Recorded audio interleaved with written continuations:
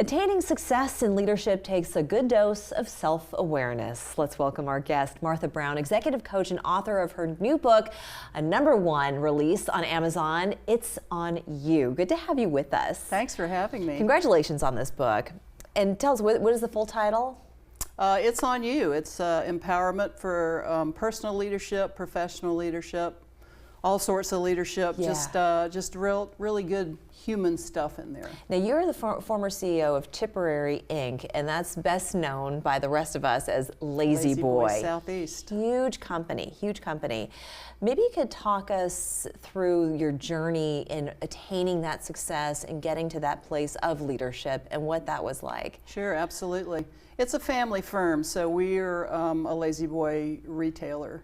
And we've been the retailer with a Southeastern presence since 1976. Wow. And it's great for me to be back in my home state of South Carolina. Yes. I was born and raised here, went to school at Columbia College and in the 80s, and immediately left to join my family firm, which was headquartered in Augusta, Georgia. Mm-hmm.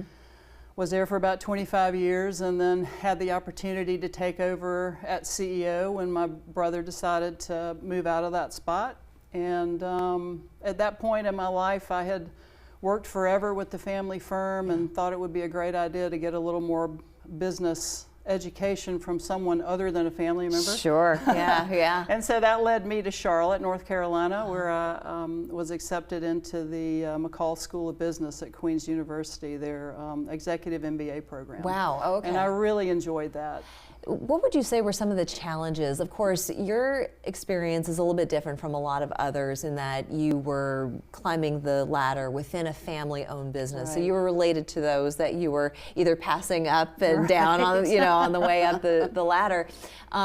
So for those who don't have that dynamic, would you say some of those challenges would be very similar? And what were some of them? Absolutely. I think probably, working in a family organization, you've got those familial pressures, but the rest of it is pretty similar in that, you have before you opportunity. You have to make a decision. Am I gonna climb? Am I gonna go lateral? What opportunities are being presented to me? Yeah. And then outside of that, well, what do I want to do? Mm-hmm. And I think my journey is not unlike a lot of folks' journeys in that, every decade gives us a different set of challenges. So, going through our 20s, 30s, 40s, into our 50s, we have a lot of different things going on in our own life. And the world changes culturally as well. Absolutely. And the economy. Yeah. We still are. It's still a very vibrant company.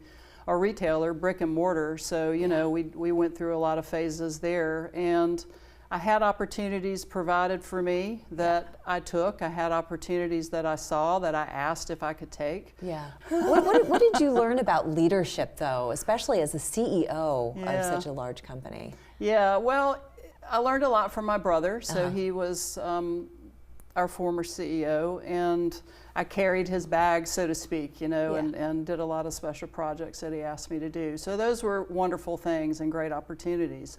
When I became CEO of the company, I really wanted to invest in the people. So what would you say are some other characteristics that make a really good leader?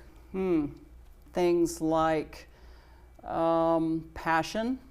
Obviously ambition. Yeah. I mean, you got to want to grow. You got to want to get up every morning and get yourself dressed and out the door. And positivity. Yeah. Because the world throws us curveballs. I mean, you may get up and think your day's going to go one way and it absolutely goes a different way.